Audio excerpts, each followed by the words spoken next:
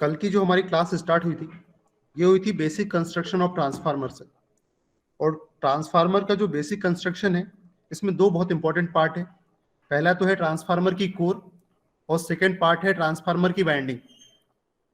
तो ये जो ट्रांसफार्मर की कोर है, कल मैं ये पॉइंट लिखवाना भूल गया था, एक स्टार लगाइए और यहाँ लिखिए जो ट्रांसफार्मर कोर है इसका पर्पस क्या है।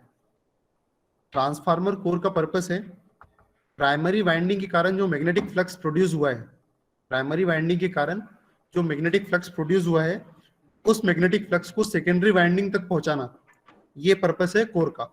तो कोर क्या है? कोर इज अ मीडियम, साथ में लिखते जाओ, core is a medium which transmit या ट्रांसफर, विच ट्रांसफर लिखो ज्यादा अच्छा रहेगा, विच ट्रांसफर मैग्नेटिक फ्लक्स, बेटा बात नहीं करो, magnetic flux from primary winding to secondary winding. तो इस कोर का पर्पस क्या है? जो प्राइमरी वाइंडिंग में जो मैग्नेटिक फ्लक्स प्रोड्यूस हुआ है उसे सेकेंडरी वाइंडिंग तक पहुंचाना है इस कोर का, ये कोर का पर्पस हुआ। और वाइंडिंग का क्या पर्पस है? जो वाइंडिंग है प्राइमरी वाइंडिंग और सेकेंडरी वाइंडिंग, इस वाइंडिंग का पर्पस है ईएमएफ इंड्यूस करना। तो यहाँ पर लिखेंगे जैसे कोर हो गया, ऐसे ही स्टार लगाएंगे, लिखेंगे winding, purpose of winding is produce EMF. जो वाइंडिंग का पर्पस है ये है ईएमएफ प्रोड्यूस करना। क्लियर है बच्चों? तो ट्रांसफार्मर के दो इसेंशियल पार्ट है, पहला है कोर जिसका पर्पस है मैग्नेटिक फ्लक्स को प्राइमरी वाइंडिंग से सेकेंडरी वाइंडिंग तक पहुंचाना, और दूसरा है वाइंडिंग, इसका पर्पस है इलेक्ट्रोमोटिव फोर्स ईएमएफ प्रोड्यूस करना। फिर उसके बाद हमने हेडिंग डाली थी आइडल ट्रांसफार्मर। आइडल ट्रांसफार्मर की कोर भी आइडल होगी और वाइंडिंग भी आइडल होगी, और आइडल कोर है इसलिए उसमें कोई लॉसेस नहीं होगी, वाइंडिंग आइडल है इसलिए यहां भी कोई लॉसेस नहीं होंगे। वर्किंग ऑफ आइडल ट्रांसफार्मर की हम स्टडी कर रहे थे, पर स्टडी स्टार्ट करने से पहले मैंने आपको ये बताया था कि इस ट्रांसफार्मर का जो मेन पर्पस है ये एक्चुअल में है ईएमएफ प्रोड्यूस करना।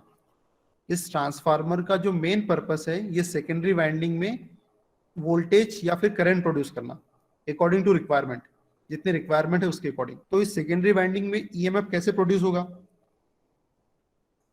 ये मैंने आपको बताया था कि जो ईएमएफ होता है, अगर इसे ये चाहिए मुझे, अगर ईएमएफ मुझे चाहिए तो मेरे पास वाइंडिंग होना चाहिए, मैग्नेटिक फील्ड होना चाहिए और दोनों के बीच में रिलेटिव मोशन होना चाहिए।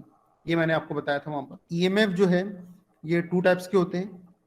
फर्स्ट होता है डायनेमिकली इंड्यूस्ड ईएमएफ और सेकंड होता है स्टैटिकली इंड्यूस्ड ईएमएफ। ये डायनेमिकली इंड्यूस्ड ईएमएफ क्या होता है? जब किसी कंडक्टर को स्टडी मैग्नेटिक फील्ड में या फिर कांस्टेंट मैग्नेटिक फील्ड में मोशन करवाते हैं या रोटेट करवाते हैं, उस कंडीशन में जो ईएमएफ इंड्यूस होता है उसे हम डायनेमिकली इंड्यूस्ड ईएमएफ कहते हैं। ठीक है, ये बहुत इजी। डायनेमिकली इसलिए इसका नाम, डायनेमिक का मतलब होता है जहां मोशन हो रहा है, डायनेमिक का मीनिंग होता है जहां मोशन हो रहा है, जो एक जैसा ना हो, ये होता है डायनेमिक। तो यहाँ पे कंडक्टर एक जैसा नहीं है, मोशन हो रहा है कंडक्टर में, इसलिए इसका नाम डायनेमिकली इंड्यूस, कंडक्टर के बिहेवियर के अकॉर्डिंग इस ईएमएफ का नाम हमने रखा है। तो इस ईएमएफ का नाम है डायनेमिकली इंड्यूस्ड ईएमएफ और इसकी वैल्यू है BLV sin थीटा। यहाँ बी मैग्नेटिक फ्लक्स डेंसिटी है। मैग्नेटिक फ्लक्स डेंसिटी आपको बहुत अच्छे से पता है कि यूनिट एरिया से जितना फ्लक्स पास हो रहा है उसकी क्वांटिटी को हम मैग्नेटिक फ्लक्स डेंसिटी कहते हैं। और एल क्या है? इस कंडक्टर की लेंथ है। वी वेलोसिटी है, कितनी स्पीड से आप कंडक्टर को मैग्नेटिक फील्ड में मोशन करवा रहे हो, रोटेट करवा रहे हो, ये है। और जो थीटा है ये कंडक्टर और मैग्नेटिक फील्ड के बीच का एंगल है। कल मैंने आपको इस ऐसे एग्जांपल से समझाया था। ये मैग्नेटिक फील्ड की डायरेक्शन है और ये कंडक्टर है। तो ये कंडक्टर और मैग्नेटिक फील्ड जितना एंगल बना रहे हैं, कंडक्टर और मैग्नेटिक फील्ड जितना एंगल बना रहे हैं वही थीटा है। इसके बाद मैंने आपको बताया था फ्लेमिंग्स राइट हैंड रूल। जो डायनेमिकली इंड्यूस्ड ईएमएफ की डायरेक्शन हम कैसे पता करते हैं, कैसे फाइंड आउट करते हैं? फ्लेमिंग के राइट हैंड रूल से करते हैं। ये देखो, ये जो फिगर 2 दिख रहा है आपको, ये जो फिगर 2 है ये देखिए, मुझे फाइंड आउट करना है कि किस डायरेक्शन में मेरा ईएमएफ इंड्यूस हो रहा है या किस डायरेक्शन में मेरा करंट फ्लो हो रहा है। तो कैसे फाइंड आउट करूंगा? फ्लेमिंग के राइट हैंड रूल से मैं फाइंड आउट करूंगा। तो ये जो कंडक्टर है इसको मैं ऊपर की ओर मोशन करवा रहा हूं और मैग्नेटिक फील्ड की डायरेक्शन, ये जो 4 फिंगर है ये मैग्नेटिक फील्ड की डायरेक्शन को शो कर रहा है। और किस डायरेक्शन में मैं कंडक्टर में मोशन करवा रहा हूँ ये मेरा थंब इंडिकेट कर रहा है। तो ऐसी कंडीशन में जब ये दोनों कंडीशन सेटिस्फाई हो कि फ्लक्स की डायरेक्शन ये हो और इस डायरेक्शन में मैं कंडक्टर को मोशन करवा रहा हूँ, उस कंडीशन में मेरा करंट किस डायरेक्शन में फ्लो होगा या मेरा ईएमएफ की डायरेक्शन क्या होगी, ये मुझे कौन बताएगा? ये मिडिल फिंगर बताएगा। ये मिडिल फिंगर मुझे ये बताएगा। फिर उसके बाद हमारा जो दूसरा टॉपिक है ये है स्टैटिकली इंड्यूस्ड ईएमएफ। स्टैटिकली मैंने क्या बताया, जो ईएमएफ का नाम किसके अकॉर्डिंग डिसाइड हो रहा है? ये कंडक्टर की पोजीशन के अकॉर्डिंग डिसाइड हो रहा है। वहां पे कंडक्टर को मैं मोशन करवा रहा था इसलिए उसका नाम डायनेमिकली इंड्यूस्ड ईएमएफ था, और यहाँ पर कंडक्टर स्टैटिक है, एक ही जगह पे, उसमें मोशन करवा रहा हूं मैं, तो इसलिए इस ईएमएफ का नाम स्टैटिकली इंड्यूस्ड ईएमएफ। यहाँ फ्लक्स मोशन कर रहा है क्योंकि मेरा जो सप्लाई है ये वेरिएबल नेचर की है, एसी नेचर की है, टाइम के रिस्पेक्ट में चेंज हो रही है। तो उस कंडीशन में जो करंट है ये कैसा है? ये भी साइनोसॉइडल नेचर का है, ये भी टाइम के रिस्पेक्ट में चेंज होगा। तो जब करंट टाइम के रिस्पेक्ट में चेंज होगा तो जो मैग्नेटिक फ्लक्स प्रोड्यूस होगा ये भी साइनोसॉइडल नेचर का रहेगा। तो ये फ्लक्स भी मेरा टाइम के रिस्पेक्ट में चेंज हो रहा है, और यही तो चाहिए मुझे कि यदि फ्लक्स में टाइम के रिस्पेक्ट में चेंज हो तो ईएमएफ इंड्यूस होता है। ये एक्सपेरिमेंट किया था माइकल फैराडे, तो उसके अकॉर्डिंग फ्लक्स तो चेंज हो रहा है ना। ये देखो फ्लक्स का मैग्नीट्यूड कभी जीरो, कभी मैक्सिमम, कभी जीरो, फिर मिनिमम, फिर जीरो। तो फ्लक्स का मैग्नीट्यूड भी चेंज हो रहा है। तो जब फ्लक्स का मैग्नीट्यूड चेंज होगा तो ईएमएफ इंड्यूस होगा। क्लियर है? अब देखो जो ईएमएफ होता है, जो ईएमएफ होता है इसकी वैल्यू होती है minus N D phi by D T. जो ईएमएफ होता है ये माइकल फैराडे ने दिया था, minus N D phi by D T. तो ये जो माइनस साइन है ये किसको एक्सप्रेस कर रहा है? ये लेंज लॉ को एक्सप्रेस कर रहा है। ये जो माइनस साइन है ये लेंज लॉ को एक्सप्रेस कर रहा है। तो अब हम यहाँ लेंज लॉ पढ़ने वाले हैं। ये लेंज लॉ है क्या? तो देखो, ये देखो माइकल फैराडे ने दो लॉ दिए थे। फैराडे का फर्स्ट लॉ ये बताता है कि जब मोशन मैग्नेटिक फील्ड में किसी कंडक्टर को मोशन करवाएंगे, जब मैग्नेटिक फील्ड में किसी कंडक्टर को मोशन करवाएंगे तो उस कंडीशन में क्या होगा? उस कंडक्टर में, ये कंडक्टर है मेरा, ये मैग्नेटिक फील्ड में जब मैं इसे मोशन करवाऊंगा तो इस कंडक्टर में ईएमएफ इंड्यूस होगा। और सेकेंड लॉ मुझे ये बताता है कि कितना ईएमएफ इंड्यूस होगा। तो सेकेंड लॉ के अकॉर्डिंग इतना ईएमएफ इंड्यूस होगा फैराड। लेकिन दोनों ही लॉ में हमें ये नहीं पता है कि इंड्यूस्ड ईएमएफ किस डायरेक्शन में प्रोड्यूस होगा, ये नहीं पता है, बताया था। तो फिर किस डायरेक्शन में इंड्यूस्ड ईएमएफ प्रोड्यूस होने वाला है ये बताया था साइंटिस्ट लेंज ने। ठीक है, तो अभी रुक जाओ, क्लियर हो जाएगा, थोड़ा थोड़ा वेट। यहाँ पर एक स्टूडेंट पूछ रहा है कि माइनस साइन डायरेक्शन तो नहीं बता रहा है, तो डायरेक्शन बताएगा, थोड़ा देखते हैं आगे कैसे बताएगा। ठीक है, देखिए बच्चों, लेंज लॉ को एक्सप्रेस करने से पहले मैं कुछ थोड़े बेसिक कॉन्सेप्ट बताऊंगा आपको, उसके बाद हम स्टार्ट करेंगे। आपने सोलेनॉइड वर्ड सुना होगा, ठीक है? तो जो सोलेनॉइड होता है वो एक्चुअल में क्या होता है? It is arrangement of conductor in which conductor is wound in the form of helix. एक कंडक्टर होता है लेकिन हेलिक्स की फॉर्म में हम उसको डिजाइन करते हैं। सोलेनॉइड बहुत ज्यादा अलग कुछ नहीं है, सिर्फ एक प्रकार का कंडक्टर ही है जो हेलिक्स की फॉर्म में हम उसको डिजाइन करते हैं। तो आपको दिख ही रहा होगा यहाँ पे सोलेनॉइड, ये हेलिक्स की फॉर्म में डिजाइन है। और ये इंसुलेटेड सिलेंड्रिकल बॉक्स के ऊपर भी आप वाउंड कर सकते हो। इंसुलेटेड सिलेंड्रिकल बॉक्स के ऊपर भी आप इसे वाउंड कर सकते हो सोलेनॉइड को। देखिए यहाँ पर, ये देखिए, ये इंसुलेटेड सिलेंड्रिकल बॉक्स, ये इसके ऊपर मैंने वाउंड कर दिया है इसे, इसके ऊपर मैंने इसे वाउंड कर दिया है। तो क्या है, ये जो सोलेनॉइड है एक राइट हैंड ग्रिप रूल होता है, एक राइट हैंड ग्रिप रूल होता है। तो इस राइट हैंड ग्रिप रूल के अकॉर्डिंग जैसे यहां से करंट फ्लो हो रहा है, ये यहां से करंट फ्लो हो रहा है, तो मैं इसको अपने हाथ को इस प्रकार से ग्रिप करूंगा जैसे आपको दिख रहा है यहाँ पर यहां से करंट फ्लो हो रहा है, इस यहां से करंट फ्लो हो रहा है, तो मैंने यहां से ग्रिप किया। यहां पर देखो, देखो यहां पर क्या हो रहा है, करंट की डायरेक्शन के अकॉर्डिंग ग्रिप करना है मुझे। देखो यहाँ करंट की डायरेक्शन ऊपर की ओर है और फिर नीचे जा रही है, तो इसे मैं ऐसे ग्रिप करूंगा। एक वीडियो मैंने आज सुबह बनाया था आप लोगों के लिए, वो मैं दिखा रहा हूँ। क्या बताया? थोड़ा थोड़ा जोर से बोलो। हाँ अभी आपने दो इमेज बताई थी, हाँ, दोनों में करंट की डायरेक्शन उल्टी थी। रुक जाओ बच्चों, मैं वही दिखाने वाला हूँ आपको, है ना। थोड़ा सा मैंने आज रिकॉर्ड किया था तो दिखा रहा हूँ, एक मिनट। स्टूडेंट आप यहाँ पर देखिए, ये जो अरेंजमेंट है, ये वाला जो अरेंजमेंट है, ये देखिए, ये जो अरेंजमेंट है, इस अरेंजमेंट में आप ये देखिए कि जो करंट फ्लो हो रहा है वो इस पोजीशन से फ्लो हो रहा है, करंट जो फ्लो हो रहा है वो इस पोजीशन से फ्लो हो रहा है, इसलिए मैं क्वाइल को भी किस प्रकार से लपेटूंगा, ये देखिए मेरा हाथ देखिए, ये हाथ देखिए, मैं इस बॉक्स को पीछे से लपेटूंगा। तो मेरा जो थंब है ये फ्लक्स की पोजीशन को इंडिकेट कर रहा है, और ये क्वाइल को मैंने किस प्रकार से लपेटा है ये मेरी सारी उंगलियां बता रही है। और मेरा जो अंगूठा है, मेरा जो थंब है, ये मुझे फ्लक्स की डायरेक्शन बता रहा है यहाँ पर। ये देखिए यहाँ पर मैंने इसको इस प्रकार से लपेटा है। और जो मेरा सेकेंड अरेंजमेंट है यहाँ पर, ये देखिए, ये जो सेकेंड अरेंजमेंट है, यहाँ पर क्या हो रहा है, इस सेकेंड अरेंजमेंट में क्या हो रहा है, ये देखिए मैंने किस प्रकार से लपेटा हुआ है। यहाँ पर मैंने यहाँ क्वाइल को इस प्रकार से लपेटा हुआ है, इस प्रकार से लपेटा हुआ है। मुझे करंट की डायरेक्शन को ध्यान में रखना है। ये देखो करंट की ये डायरेक्शन है, करंट इस प्रकार से जा रहा है, तो मुझे करंट की डायरेक्शन के अकॉर्डिंग इसे इस प्रकार से ग्रिप करना है। तो फ्लक्स कहाँ जा रहा है, इस साइड जा रहा है, मतलब इस साइड एन पोल है, ये देखो दिख रहा है आपको। हाँ देखो यहाँ पर क्या हो रहा है, जो करंट फ्लो हो रहा है, ये देखो आप, करंट जो फ्लो हो रहा है, करंट ऊपर की ओर फ्लो हो रहा है और मैं पीछे साइड से करंट फ्लो करवा रहा हूँ।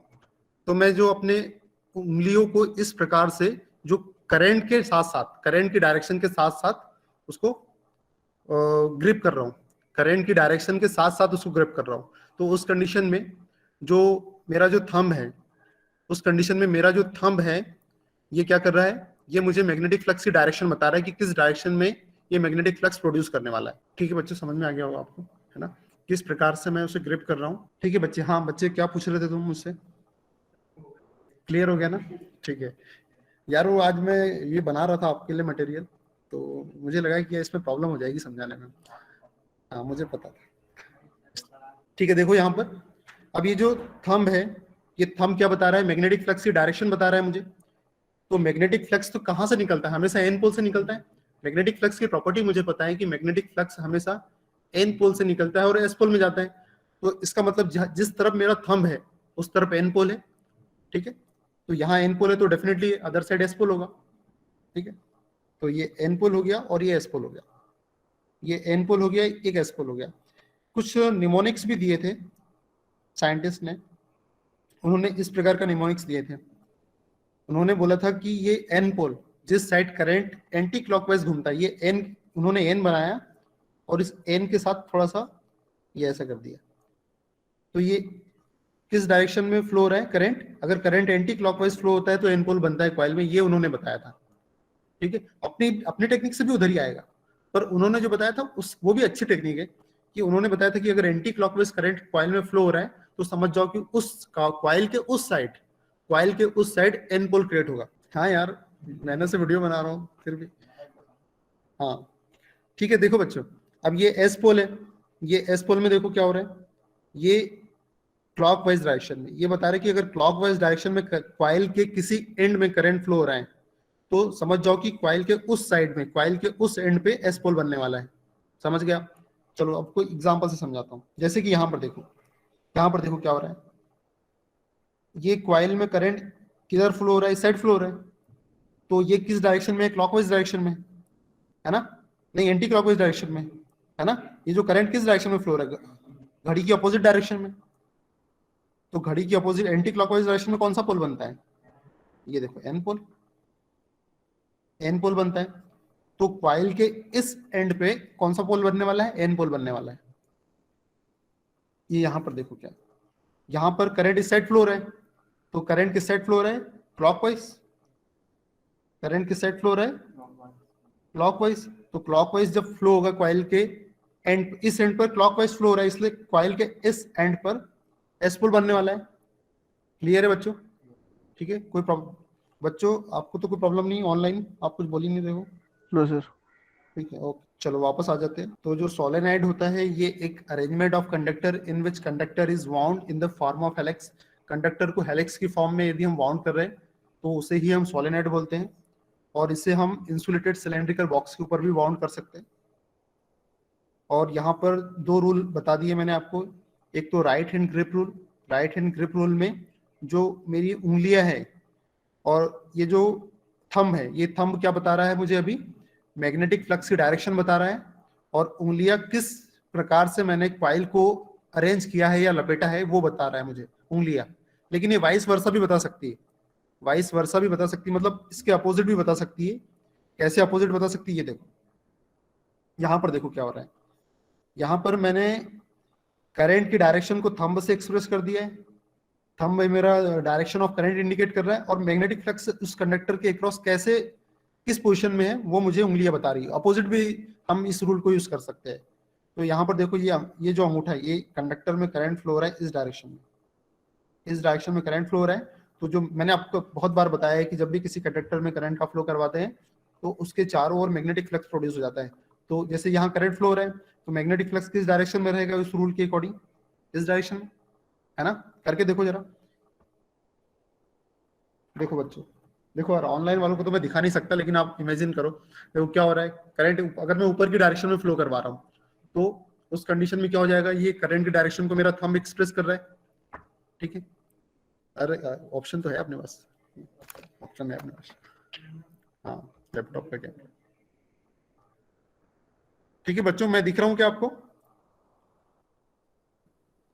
अच्छा मैं इस अपनी स्क्रीन को रिप्रेजेंट करना बंद करता हूँ तभी दिखेगा। Yes sir. यस अच्छा मैं दिख रहा हूँ, हाँ ठीक है बच्चों। देखो ये मेरा पेन है, तो इसको मैं ये मानकर चल रहा हूँ कि ये कंडक्टर है, ठीक है। तो ये कंडक्टर में मैं ये मान के चल रहा हूँ कि मेरा जो करंट फ्लो हो रहा है ये ऊपर की ओर फ्लो हो रहा है।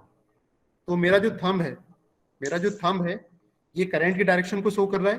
तो ये मैग्नेटिक फ्लक्स किस डायरेक्शन में फ्लो होने वाला है, इस डायरेक्शन में, ठीक है। तो मैं वाइस वर्सा भी इसको यूज कर सकता हूँ। क्लियर बच्चों, समझ में आया? Yes yes yes sir. Sir. ठीक है बच्चों,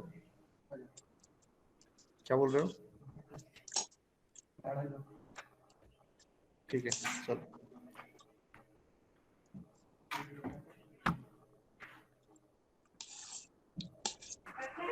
ठीक है बच्चों, मेरी स्क्रीन दिखने लगी रिटर्न? यस सर दिख रही है स्क्रीन। ओके, मैंने यहाँ पर यही लिखा है, we can interchange indication of thumb and fingers, indication of thumb indicating direction of current, then fingers will tell about direction of magnetic field and vice versa। ठीक है, हो गया बच्चों, स्क्रीनशॉट हो गया? Yes sir. ठीक है बच्चों, अब देखो लेंज लॉ, लेंज लॉ तो मैं पहले ही आपको एक्सप्रेस कर चुका हूँ, लेकिन एक बार और अच्छे से बताता हूँ कि लेंज लॉ है क्या। अब ध्यान से देखो लेंज लॉ के बारे में।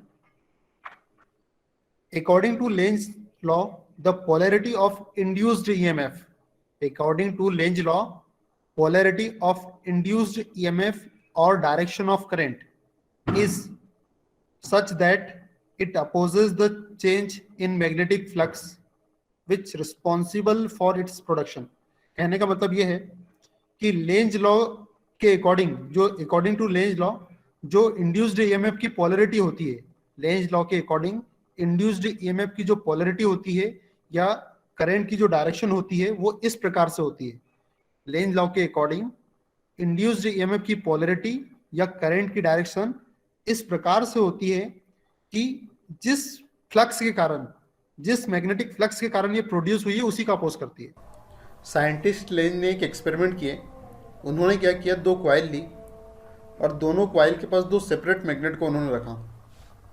और जब उन्होंने क्या किया, उन्होंने जब इस मैग्नेट को इस क्वाइल 1 के पास लेकर गए तो उन्होंने देखा कि इसमें ईएमएफ इंड्यूस हो गया है और जो करंट फ्लो हो रहा है वो एंटी क्लॉकवाइज डायरेक्शन में फ्लो हो रहा है। और मैंने आपको क्या बताया था, जब क्वाइल के एंड पर करंट एंटी क्लॉकवाइज डायरेक्शन में फ्लो होता है तो वहाँ एन पोल क्रिएट हो जाता है। तो यहाँ एन पोल क्रिएट हो गया और जब ये एन पोल यहाँ बन गया और ये एन पोल इसके पास आ रहा है तो ये क्या करेगा, एन पोल इस एन पोल को रिपल करेगा, इसको तो रिपल करवा रहा है, तो अपोजिशन हो रहा है यहाँ पर। तो फिर उन्होंने दूसरी कॉइल में यही सेम एक्सपेरिमेंट किया।